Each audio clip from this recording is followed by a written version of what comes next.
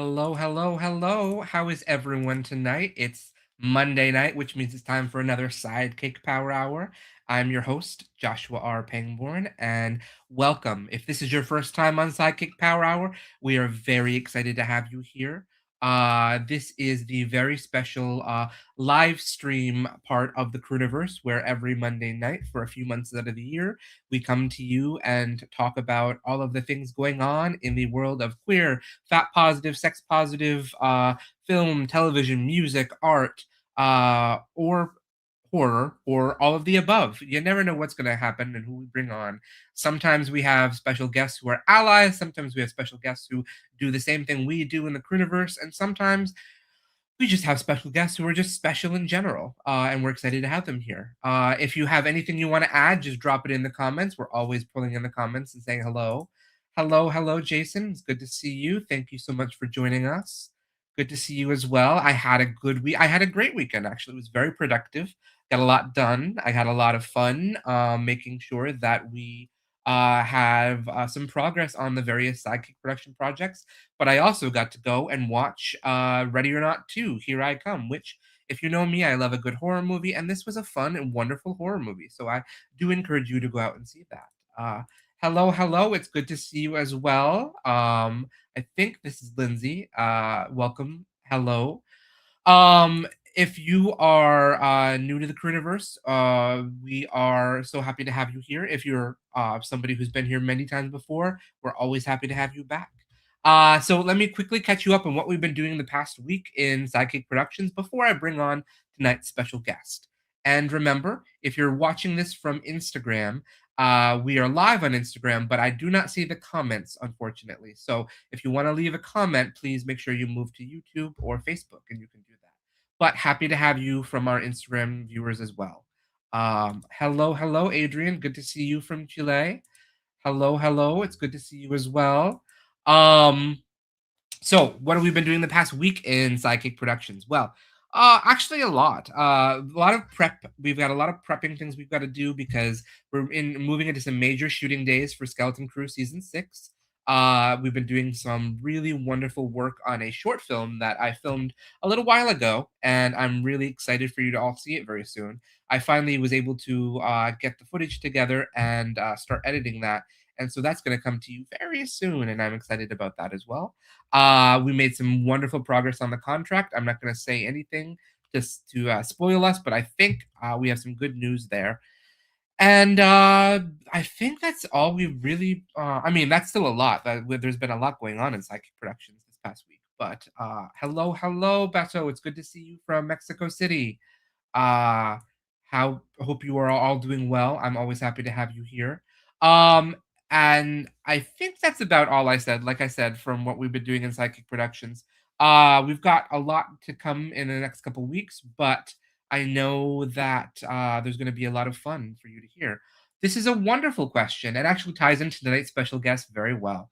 The contract is almost is reaching the end of post production, which, if you know what that means, post production is the phase where after you film the movie, you have to edit it and put it together and everything. So the contract is in the final stages of post production. We should be moving into audio very soon. I think I don't want to jinx myself, but I think within the next month we might be ready for the contract to move into festival circuits and all. And then you'll be hearing about some online viewings for it and other things like that. So fingers crossed you'll have a chance to see this very soon, because I am so excited for you to see it. It is one of my favorite things I've ever made. It might be, it probably is the best thing I've ever made. So I have to say that, and I've made some really wonderful things because I love the movies that I've made and I love the shows I've made. But I'm really excited about that. Is it an X or R-rated version? Well, we don't do ratings at SideKick Productions. We just assume that everyone is an adult and will watch the movie that watches it. So it is an unrated film, is what we will call it. It's unrated. But I'm really excited for you to talk about this movie a little bit, and what better reason and way to bring on tonight's special guest than to segue into that right now, because one of the stars of the contract is here with us tonight. So everyone, please welcome Elio. Hello. Hi, Hello, Elio. everybody. How are you doing tonight?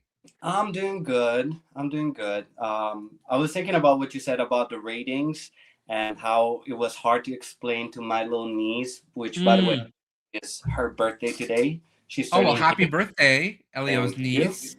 And how difficult was to explain to her that she couldn't watch the movie. Well, She she was can just watch it someday. I told her like let's wait a little longer. How old is she today?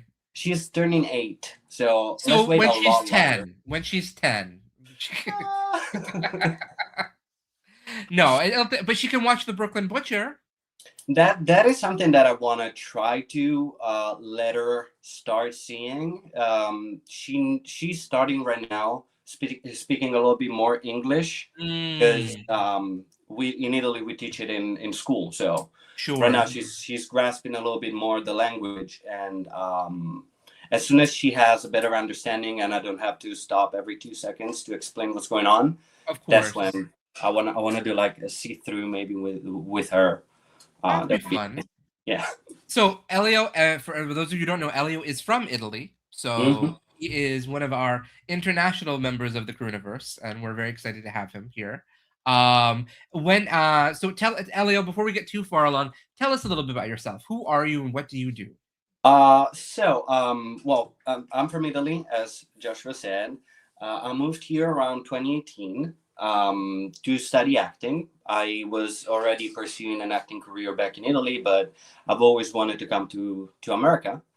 My grandma was an American citizen, so she really instilled in me the notion of coming to this beautiful country. And so I just moved here, and after that, I graduated from Stella Adler in 2023, and I've been a struggling artist ever since. So pursuing the American dream of being a struggling artist. So Yeah, it turns into a nightmare here and there, especially when you have to pay the bills. You're like, why that not being a is lawyer? You know what I mean? It would have we been never so said it much was a good easier. dream. We Yeah, never said it was a good right. dream. But no, but beside that, like I'm sorry, I'm moving a little bit the camera. I'm trying to understand and adjust it a little bit. That's okay. Um, Beside that, I'm really just loving my life in New York. Trying to establish my little production company myself. And that's it for now. I'm working in a bar to sustain myself. I mean, In bars are very popular, so Yeah. If you ever need an espresso martini and you're in the city, let me know. so you heard it here first. Hit up Elio if you need an espresso martini, everyone. So, so you have a production company then. Why don't you tell us about that? So we're still trying to understand, trying to navigate a little bit the LLC, the incorporated part of it. It's a little bit complicated, especially as with English as a second language. Mm, The language of it all is really complicated, and having ADHD doesn't help me not focusing on stuff that I don't like. So that's not helping either. But we're finding, me and my partner are finding the right way of doing it, hmm and supports, and we're looking already into we're talking to contractors about equipments. We have a name. We're building a website. Little by little, is coming along. It's going to be more targeting international students, and their transition into the work environment from school, hmm helping them securing at least a couple of jobs going forward to the O1, which is the visa that people in the arts Yep. need. And it's gonna part of it is gonna be centered also on the LGBTQI plus stories, but hmm still, again, maintaining that coming to America sort of viewpoint on it. hmm Yeah, that's all I can say about it, because that's all I know about it for now. I mean, that's a lot though. That's really exciting, and that's really lovely mission to have for it. I think because it is very hard. I think for people to transition from studying in the arts here to finding a way to live here, and that's Hmm. it's never easy. I know a lot of international artists who came here, did New York Film Academy, did Stella Adler, did things like that, and then it turns into what do I do next, and how do I make it, Yeah, and how do I not go back to my country that I don't maybe want to go back to? So that's the thing. Like when you go to school in New York, they have some informations, but they're really low on the yeah, information that they have. It doesn't help the fact that every 2 to 3 years, maybe four, if we're lucky, everything changes price wise, in every way, shape, or form. every single way. So that doesn't help for schools in America to really keep up with Yeah. international students. I do believe they should try to make a little bit more of an effort, especially Hmm. because we pay more than national students, and so like sometimes we are the backbone of some programs. Mhm. Uh, I think that's very, very true. There's a lot like, honestly, I think New York Film Academy is mostly international students, to be mhm, honest with mhm. you. But that was the same for like for Stella Adler. There's still little to no scholarships, but Mhm. they were able to, I think, and it's an opinion, and if anybody is a Stella Adler want to correct me, please do. But they were able to give a couple of scholarships because they can, rely on the fact that the international students will pay full Yep. price. Um, There's uh, a lot of for those of you who don't know, New York City in particular, but all over the country, but especially places like New York and LA, there's a lot of these 1, 2 year schools, sometimes 3, mhm, rarely 4, that are focused on teaching you the arts, and you mhm. do learn things in them. You definitely learn things in them, but in some ways they also are really just um they're for-profit education centers, which Yes. means their focus is on making money. And one of the best ways to make money is international students, because they have very different rules to coming here, and often that means to come here and have a student visa, they have to have a lot of money in the bank. Oh yeah. So it's a very different experience and a way for them to make a lot of money out of it. And Yeah. uh, there's nothing wrong with for-profit education, but at the same time, sometimes it doesn't help. Um, the focus is not always in the same way that like a more traditional university would be. Yeah, and again, like my stress in is more on commitment to help Mhm. those kind of people too, because we are a valuable asset. We are valuable part of the system, and we can work. We Mhm. do deserve the same amount of opportunity that somebody that was born here in the U.S. or is even just a citizen Mhm. has. Right now, it's a little complicated. It's not undoable. Like many of the people that I know are under a O1 um, Mhm. visa, which is amazing. Um, but still believe that some changes should be allowed, especially on a school level, but also like if we want to get into politics, also on a country level, for instance, give the possibility to students to work while they're studying. Mhm. That would help a lot. That would really help a lot. It really would. I know from experience seeing when I was in school that uh, if you were an international student, you could get a job on campus, but you Hmm. could never get a job off of campus, and that made things really complicated for people. Yeah. And then having worked for many many years in ESL up until this year, the I just know from experience that students who come here for a long time to study English, for example, in my case, they need to be able to find jobs and everything, Hmm. and a lot of times they do find jobs. It's just not in a proper or legal manner. Hmm. So And that creates a lot of problem also. Not not fear money and fear wise. and fear and terror, basically. It Yeah, creates. yeah, yeah, yeah. It definitely doesn't help the person. Hmm. So that would be nice.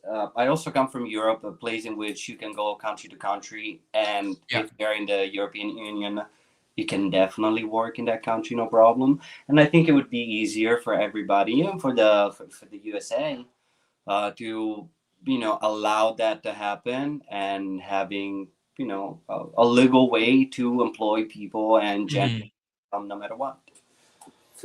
No, there's a lot to unpack there and a lot to think about, but I love that you're doing something like this for your fellow, international artists who are looking to try to immigrate and or at least stay here for experience before they go back home and things. So, that's a really lovely, mission that you have for yourself, so Thank you. I've always had like as soon as I started my last year at Adler, I thought of having something like that, because I felt that sense of what now, what's Mhm. gonna happen. I'm alone, and I don't want that feeling to be for anybody Yeah. really. So Yeah. if there's a resource, made it available as much as possible. Mhm. So not only are you an actor and also an activist, apparently, you are also a graphic designer because Hmm. we had Lindsay on a few weeks ago, and Lindsay showed us a poster that you designed for her show, Hmm. and we had to say how amazing you are, and now we can say it again. So you're also a great graphic designer from what we've seen, Thank you. and what else? I think. Oh, here it is. I actually still have it here. So. Yeah. Yes. So, uh, I think Lindsay wanted yeah, didn't wanna talk about the poster. She wanted me to save it for you to talk about. Uh, Uh, Sure, I can talk about it. Like I don't know if you want to know a little bit of the image and reasons why I went. yeah, this is a very, colorful and, interesting image with a title called "Shattered." So, I Mhm. guess I'm just curious what your thoughts were behind it. So I started with the idea of the title "Shattered" Mhm, and how memory works and how they can get fragmented. So mhm, from that on, I started thinking, and I had a lot of inspiration just going online and do a little bit of research. And I was always into, I do photography. I was really into nature photography. I have mhm, a couple of pictures on my Instagram too, and how to preserve flowers. mhm. Now they become a memory, but they lose part of what they were before. Okay. And I thought it was really something that could resonate with the idea of the show that Lindsay is creating. Like, there's a memory of herself before, and how it changes through time. So that's why I use those kind of flowers, that sort of um, preserved print of a flower Mhm. seen from above. And the grid that I put in between gave me a sort of sense of the imprisonment that cannot contain that colorful image. So that shattering of imprisonment through being gentle, being open, being nice, being colorful, being who you are. That's lovely. That's such a beautiful, from I don't know everything about the show that Lindsay kept a lot, quiet about it, Mhm. but from the little I know about it, that sounds like it really resonates with what the show is, so, that's really quite lovely, I think. Yeah, it has been a little bit easier because I saw the first version of the show too, Mm, and knowing Lindsay's stories too, it was easy to connect to sure. that. The most quote unquote challenging part was trying to connect my vision, my personal artistic vision. I'm sorry, which is a little bit more like gory, dark, punk-ish, Yes, yes. to something that is more on Lindsay's length wave. So we talked about like being a princess, all this fairy tale sort of Mhm. things, and I thought that flowers were a good connection to that too. Yeah. Um, and the idea of that was creating a sort of to stay truly close to my aesthetic too, to create something that I would put on a CD for like an indie rock band. Sure. You Oh, I know, can see that actually, yeah, that makes sense. like Alanis Morissette. Yeah, I could see that being like something that she would like. So yeah. I tried to mesh up the two visions, and I think it resulted in something nice. I think that makes sense, yeah. And you also mentioned you're a photographer. That's correct. Yeah, You do a lot of photography. You do some really great headshots of people. thank you. I know that you did some great photos for us after, at the end of the Hmm. contract, and you've also I know you've done headshots for a bunch of you've done some celebrities even too. So because you worked with Josh, I think, didn't you? Josh. Uh, Josh Schubert. Yes, yes, yes, Yes, yes, I yes. can't remember. I was going to say I can't Yes. remember his last name, but yes. With him, it was more of like portrait photography more than Mhm. headshots. He was trying. I don't remember what because we're talking about a year and a half ago at least. Yeah. And he told me that he needed something. His agent needed something specific, and we tried to work on that. So it became something more like artistic than a Mhm. regular headshot. But yeah, I worked with him. I worked a little bit in my school. We did a couple of headshots there. I'm more transitioning into storytelling and portrait photography. That is something Mm. that I'm more interested in, especially trying to convey a full human and soul image Mhm. through one photo, and how to capture that moment and how to relate to the person that you have in front of you. And I don't know, I think it's also interesting understanding how other people sees your photography, your art. That is Yeah, no, that I absolutely. that I always liked, because sometimes you mean to communicate something and it gets lost, but something else emerge and it's Mhm. even more valuable. So I'm really interested in that. I remember that when I was back in Italy, I did had the opportunity to publish a couple of well, a couple.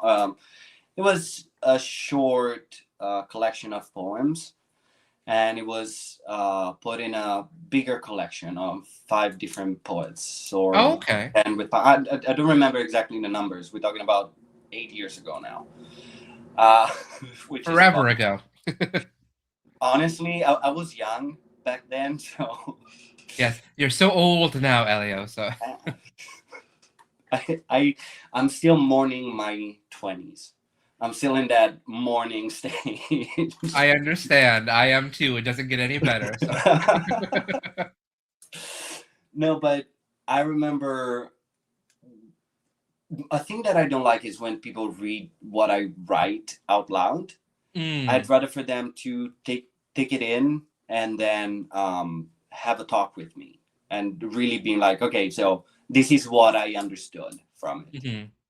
I think it comes also from me having a little bit of an imposter syndrome. Like I don't like my stuff being read out loud, because first off, I double I rethink everything that Yep. I write, and there's that feeling of, oh my god, what the fuck you were talking about. Yep. How the hell did you come up with that? It's I am stupid. very familiar with that feeling, Yeah. so I think And every artist is, so yeah. And second off, it makes it way more important than what really is, which is just a way to communicate. I believe just very important pieces of literature needs to be read out loud. That is Mhm. my point of view since I was in high school. And I'm definitely not there. I will never be there. So just read it by yourself. Then we can talk about it. You can tell me what you think. You can tell me if you like it or not. I'm open to discussion. Just don't read it in front of me out loud. I'd rather for you to punch me on the nose. Like, I'd rather that. It would be less painful. That is good to know. I will keep that in mind for the future. Yeah, a little bit dramatic, but I No, think it's a valid it's point of view. it's very hard for artists to share, I think, and especially um early on in their careers. Hmm. And but honestly, it doesn't get any easier. Like the first time I ever show something to somebody in an audience, I'm always nervous at how it'll be received because Hmm. uh, I've watched it a million times, but that first audience in particular is always the most nerve wracking. It's like, Oh yeah, yeah, yeah. what will they say about this movie? I have no idea what they're going to say. Hmm. The first time I showed the Brooklyn Butcher to people, I was very nervous. I was like, I don't know what's going to happen. When I show the contract, I'm going to be so nervous for so many reasons. No, I get it. But I honestly believe that the level of artistry that you and Mick achieved with this movie is amazing. Like even just by seeing just by watching the trailer, Mm, it's really beautifully made. It's thank you. really beautifully made. Well, And I'm not saying that just because I acted in it. we Like had an it's not amazing that. team, including yourself. So I mean, you brought it to life in a beautiful way. I mean, I tell everybody that this is probably the most fun and the most relaxed and the mhm. most the happiest I've been on making a movie ever, probably. Mhm. And I was gonna say life on set was really amazing. It helped that the location was beautiful it did, and yes, yes. stunning. That helped a lot. It But in did. It general, helped being there too. Like we got to yeah, just stay there. Like yeah, we really didn't have living to there. move. We didn't have to go around places or anything.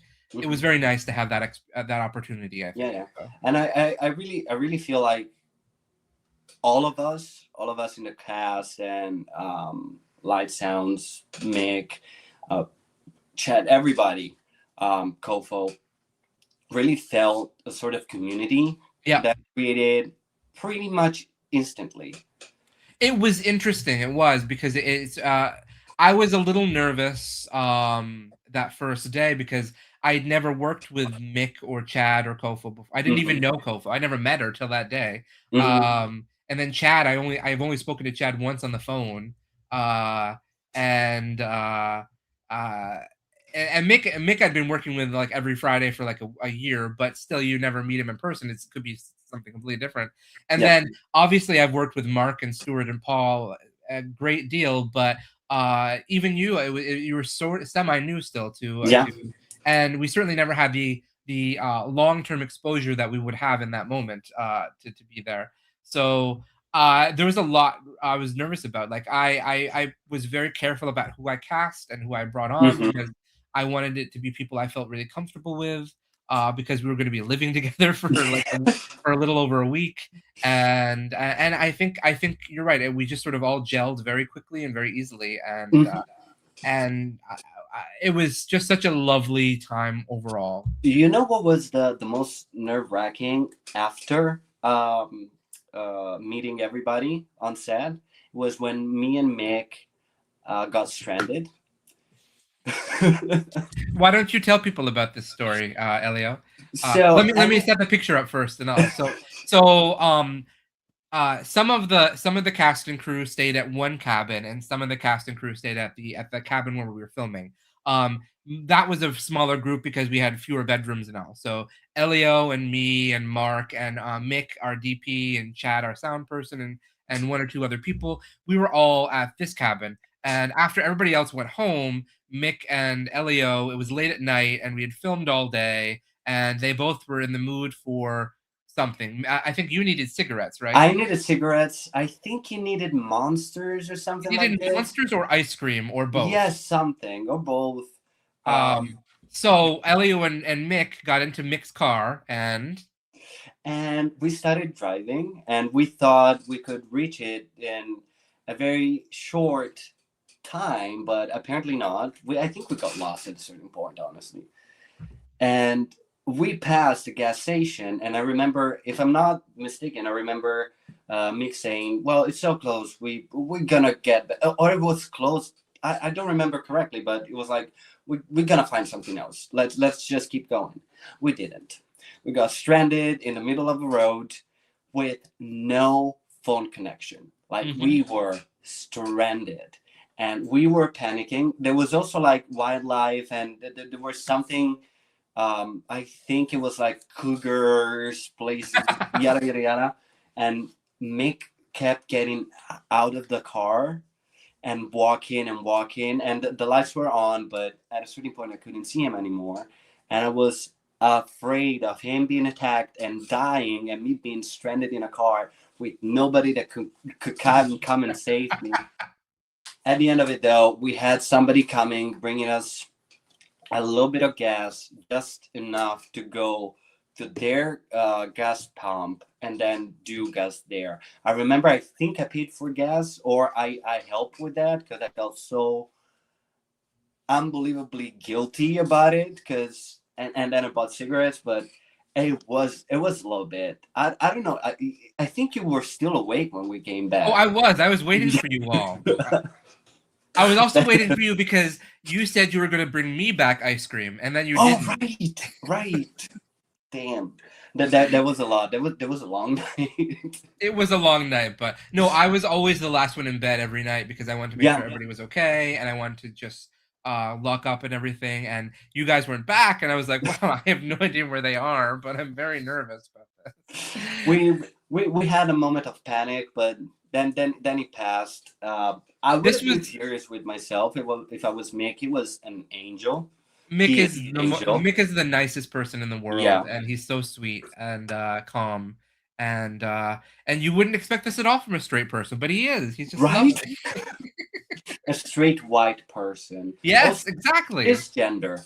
Like he should be the enemy. He's not. It's really strange. Mick is the perfect ally. So. Yeah, he is. He is. No, and it was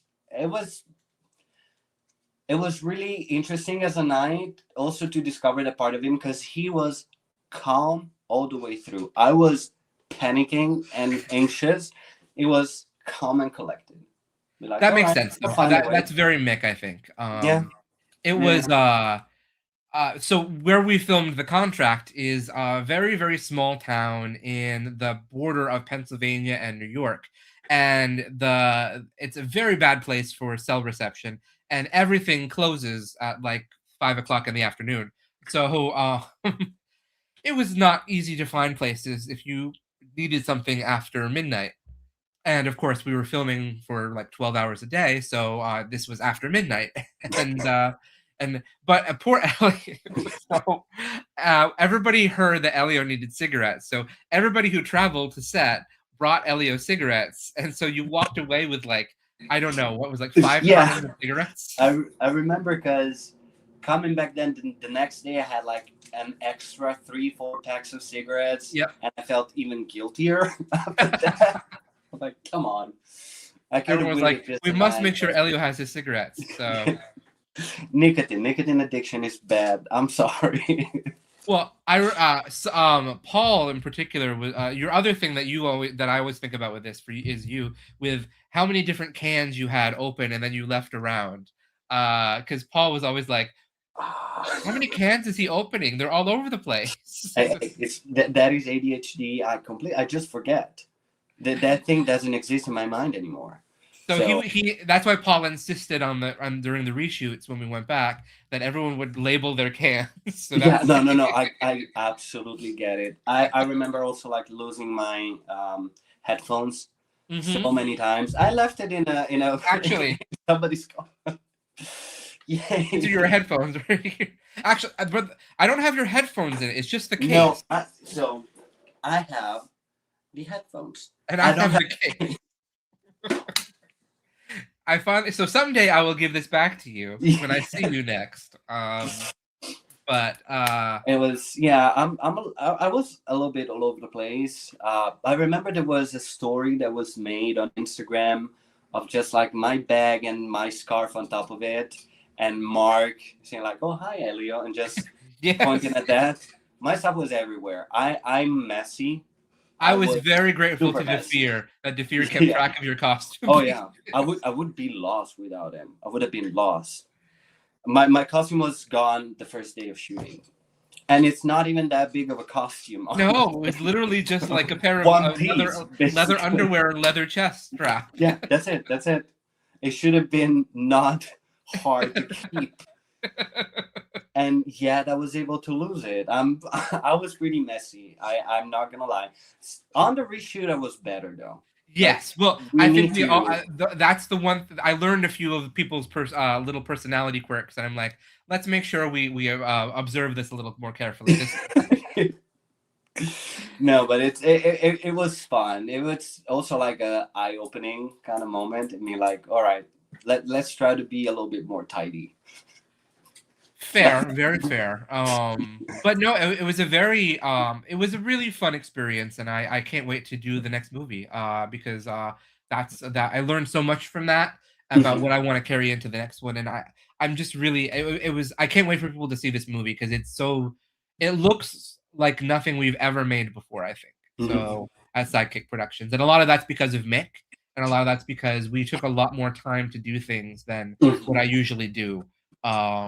And we also made bigger choices, I think, with it. So mhm. No, I think it was the third time that I worked with you for this this. was the third time you worked with Yeah, me, and certainly the biggest amount of time that you yeah, worked with me. and But it felt really sidekick, but also really grounded.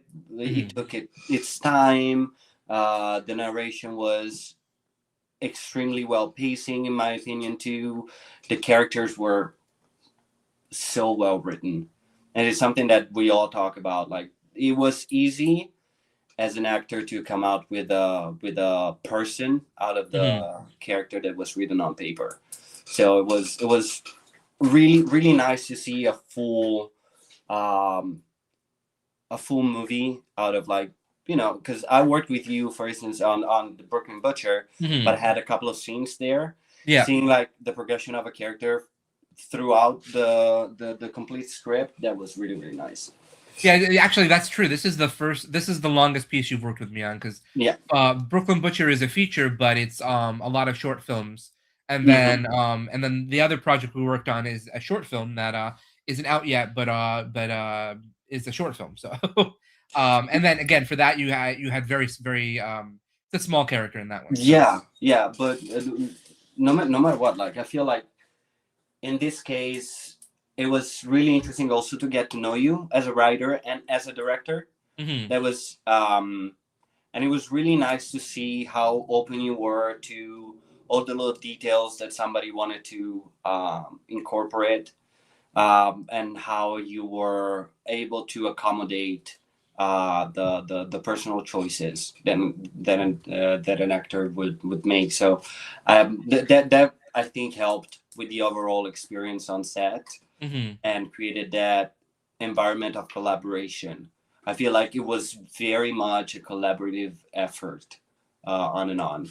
And I've that's how I've always approached making movies and everything because I think that there's no fun in it if it's not something that we're all invested in and Hmm. that we don't all if it's not something we all care about, then what's the point of Yeah. it? Because it's yes, I wrote it, and yes, I'm directing it, but that's only because that's how it is. But it's all of our project. I mean, you're taking 9 days of your life to be there. You should hopefully care about it a little bit. That's and then it's not just 9 days; it's also all the stuff leading up to it too that you have to Hmm. prep for. And No, so, it's definitely true, but I don't think that many people working, especially for short movies, are able to convey that sort of, um, making it a collaborative effort, making it something that is not just your piece that I need to bring to life, but it's at a certain point our movie yeah, together. I think that there's a lot of people, especially in the indie sphere, who um, think of think of it as uh, think of themselves as auteurs, basically. Like I'm going to be the next Spielberg, which means everyone must do what I say, or I'm the next Scorsese, and Hmm. it's like, well, even them, they have people who they work closely with and they advise themselves on, Yeah. and I mean that's and even if not, that's not how I would want to work. I mean, I want to work on a piece that we're all passionate and proud about because that's more fun for me in the end. Mhm.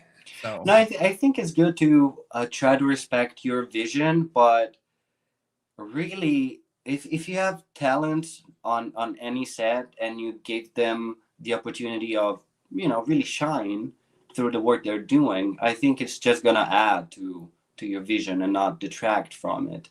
So and that that's sort really. of my idea about my theory for directing is that all my personal directing style is in the casting process. I Mhm. think that I think if I cast a movie well or I cast a story well, then that's the beginning and almost end of my directing at that point. Because uh, I cast someone who I believe is going to take this role and make it their own. And now there are times where I realize that I made a mistake and that's not going to happen, and I have Yeah. to get more heavy-handed. But I and then there are times where my it's my job as the director to sort of bridge what the camera needs with versus what the actor is giving, so that way they can work in a cohesive unit. But for me, my theory in directing is that you cast it well, so that way the character comes alive in the actor that you put in there. So Yeah. It also was very like nice, because our character interacts a lot, and it mhm, was nice to see how easy it was. No matter the fact that, like, I respect you, I respect your artistic vision. I really, and I'm glad I was part of that movie because I really want to be part of that movie. mhm, And how easily and seamless was going from this dynamic in which I'm new to everything. You have way more experience switching to the character dynamics and then go out of it mhm, without bringing on any tension. Sometimes it can mhm. happen and it would have been bad. Yeah. In this case, I think both like every single cast member being really open and being really friendly to each other since day one Yeah.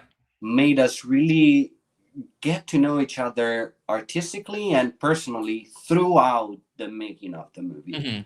I which know, is I agree with something you. that it's something that I really take. It's one of the best things that I can take from the set. Honestly, No, I agree. Mick and I were watching the movie today. In fact, we were doing some editing today, and Mick just talked about how he loved to watch how you and I developed a relationship uh, unexpectedly over the course of the film, just by the choices we made. That hmm sort of just happened, and yeah, it's going to be a really good movie for people to see. yeah, I know you're all very excited to see it, so I'm excited to share it with you. So yeah. It was really nice about the choices. It was really nice that we both trusted each other, yeah, and so we were able to really go with the choice of the other person and try it. And if yeah. it worked, it worked. If it didn't, it didn't. But at least try it and see how it went.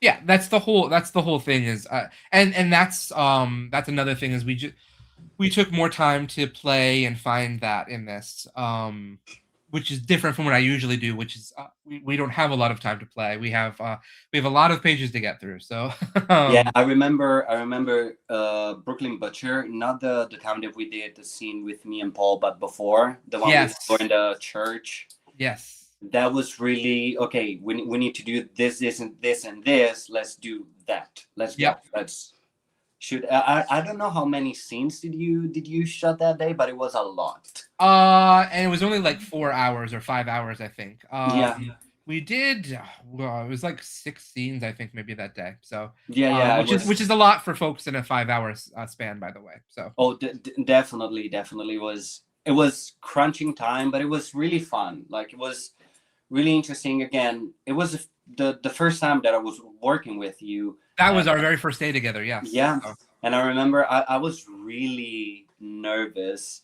Alvin, I know his name was brought up before, but he introduced us basically because I remember he yes. told me, "Oh, there's Joshua, this guy that I've been working with, that is looking for an actor, and I proposed you. I talked to him about you. Do you wanna try and act for him?" And I was like, "Absolutely, yes. Let me try whatever." And that time, the difference between that, the Brooklyn Butcher, even the first day to the second day of shooting, the first day was really okay. We need to finish. Let's go, go, go, Yep. go, go, go, go.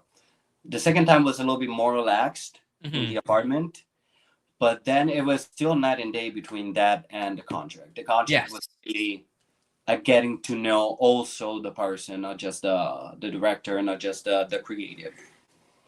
It was a lot of opportunity for that to happen, and Mhm. I was really happy we had that opportunity, I think, because it's sometimes for me I don't feel like I connect with all of the people in the same way because I'm usually so busy working that when I'm not on set, well, I'm always on set. So, Yeah. so if there, so just because an actor is there and not on set doesn't mean I get to connect with them at all. Hmm. I'm working from the minute that we get there to the minute that we end. A lot of the actors, they at least get a quick break between scenes sometimes. Oh So yeah. Yeah. Yeah. so it's always a different experience for me where a lot of the actors connect with one another and get a chance to know each other, and the crew does too. And then for me, it's just like, well, like even during a lunch break, I'll be working or something with Yeah, somebody. yeah, I remember like So lunch break, you and Mick still keep working. So it was you 12 hours days you were doing the 12 hours days and more because you kept being awake a little bit longer to rework some stuff, to yeah, fit the schedule, everything. So it was really I don't know how you got out of it completely sane because it was like a forever day for 9 it's days straight. it's because I had a great team. That's what it is. Nobody made me stressed at all. Like everyone knew their lines, and they the most stressful thing was you and Mick getting lost, I think. So, That was stressful. That was stressful, but honestly. I did learn for the next movie, because the next movie is going to be filmed very similarly. We're going to a cabin and we're going to stay there Yeah. for.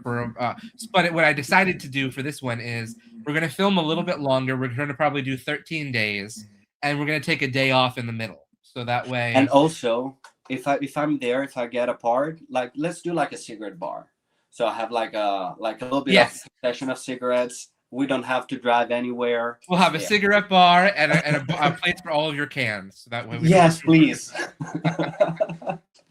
But no, I think the big thing I take away from the contract is we needed one day off to for people to recharge. Because Hmm. the last day was still good, but we probably would have it would have been more solid if we had a day off, basically. Yeah. So Yeah. I'm No. No. gonna do a 13 day shoot where the day 6 or day 7 is like a day off A where day nobody to does recharge. anything. Yeah. Yeah. Yeah. Yeah. And everybody can No, recharge, and yeah. I do agree because compared like to a mainstream like a big budget movie doing a small budget indie film, it is a lot. It's taxing. It was hard to explain to other people in my life because they were like, "Oh yeah, you're going for a little vacation for 9 days." I'm like, "No, no, I Oh no. worked. I was exhausted coming back in. Yes, I yes. was I was happy, but still exhausted. So I think that's a very good idea, especially in Yeah. midweek, which is the time where stuff starts to pile up, Yep. especially physically. And I remember because at a certain point, Enrico became a very physical character, pretty much He is. physical Your acting. physicality is so beautiful in this movie. So it's one of the things that always jumps out to me when I watch it. So, but it's exhausting for you because you had so Yeah, much that you did, yeah. and you were so conscious of the whole time. Yeah, So and from something that happened on set at a certain point, I was also like glued to myself. there's that too. But it enhances the movie to see that. But Yeah, yes, yeah. exactly. I'll just that's the only thing I'm gonna say that it was taxing on my body.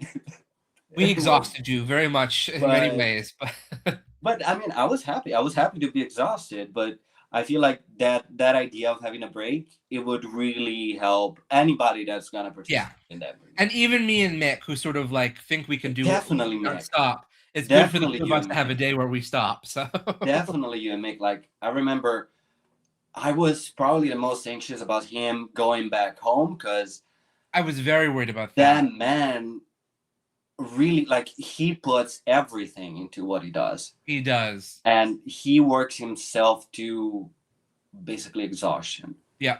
So yeah, he needs the day off. Knowing him, he will not take a day off. But No, most likely he and I will be out like doing exterior shots and things like yeah, that. right. But that's still sort of a day off. Yeah.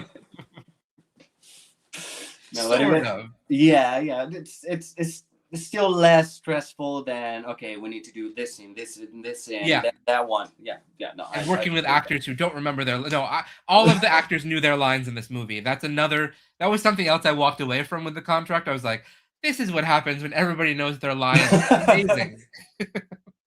Ooh, I remember there's a couple of moments. I, Except I for that want one day, but that one scene you and I had. that scene was a lot, but we got it.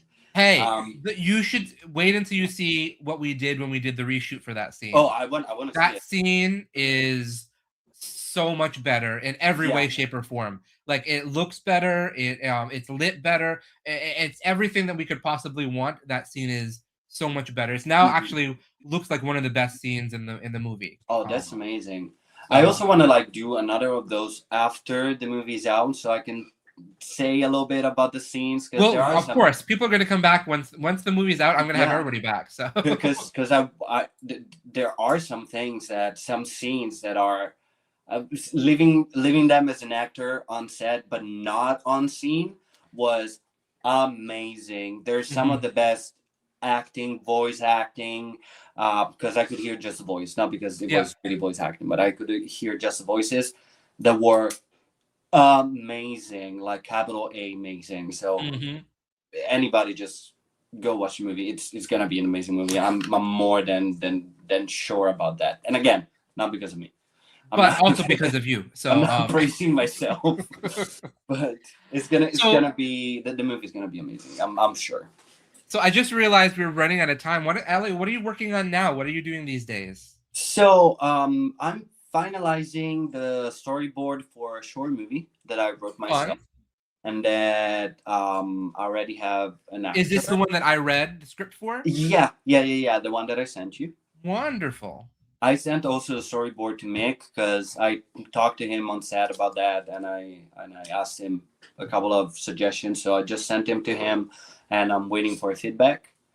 And then I started to put down to pen basically an idea that I had in mind about um, desire and how it affects us as people, Hmm. and that I'm aiming to try to write for the first time a web series, which is something that scares me a lot. But I mean, might as well try. You Uh, should always try something that's going to scare you, I think. yeah, no, it's nice. I'm also like in contact with a couple of psychologists for that because I really like to delve a little bit in the psychological traits of characters, and I feel it's good to know somebody that knows about that and look for that natural and authentic hmm connection. And if they work good together, if it's a lot. It's all here. It's gonna come down here, but it's all here right now. I'm excited. I can't wait. So that's gonna. So when do you have a plan to film your short film soon, or? Right now, the plan is find a couple of grants for that, find a couple of investments, and then really just starting probably by summer. Location scouting and everything is gonna be. It's pretty straightforward and easy thing to do. Is one character, one voice actor that probably would be me, just a song, Yeah. and one hotel room. But it needs to be a specific one because I'm compromising, but I'm compromising on that. I'm gonna die on As much that. as you can. Yeah, You've gotta have some. You have to keep your vision as much as possible. yeah. Indie film is all about compromising in the ways that you can compromise while also holding true to your vision. That's It's never easy. that's what I'm learning. That's what I'm learning, and it's actually fun. It's actually fun seeing that. But you have a short film that you did already with Yeah, Alvin. yeah. Fire. He again another angel. He was on top of funding the movie, so he did the short movie. He did all the funding and everything, and he directed it, and he did the post production. So thank you, Alvin, if you're watching. Thank you. And right now, I know that we are at the very end of post production too, and soon we're gonna have a product that is um, finished. Both me and him are ready to let go of that because it's done. It was done ages ago. It was one of the experiences in which everything could go wrong went wrong, and it was just a learning experience. It was good because I was working with a friend, with a very good friend. Mhm. Um, and the fact that I think it was a confirmation for the both of us that it would be an opportunity that we want to work together again. Of course, yeah. But I don't want to hear about that short anymore, as much as I know he doesn't want to hear about it anymore. Sometimes that happens. Trust me, I understand. So, It's just, um, like it's so far back. It's something that I'm proud that I did, but yeah. But it's you made done. it a long time ago. Yeah, it's It done. was a few years at this point, so Yeah. I was very much even greener than what I have right now in writing and directing and everything. So it's nice. I like the effort. I like again. I take away that me and Alvin working together can do something very good. yeah, But that's it right now, honestly. that's But I fair. love working on that. I love working on that too. I always love working with Alvin, so that's Yeah. fun. And thank you again for introducing us, Alvin. So Yes, I am very grateful that Alvin, you brought Elio into my life. So thank you for that. So.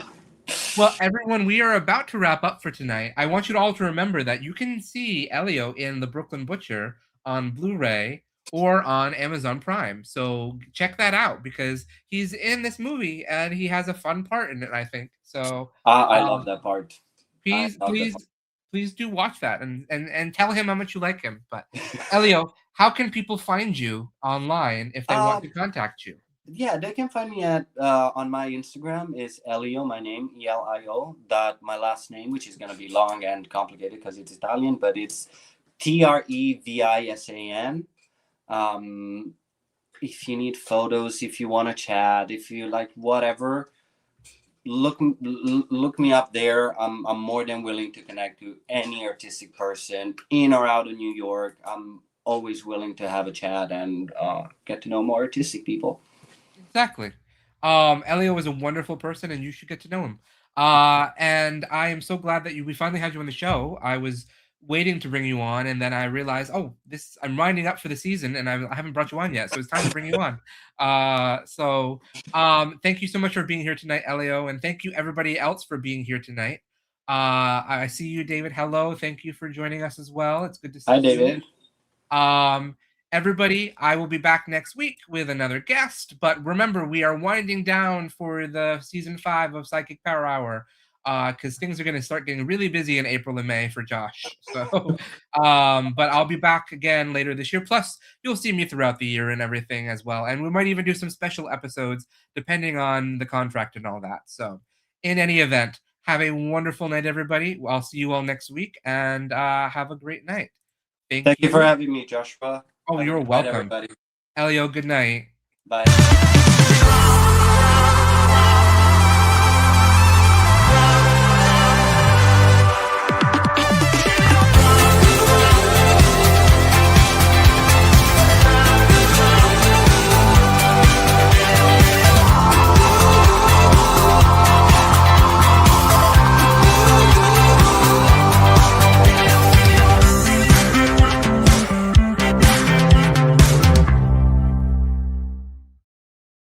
And that's the tea.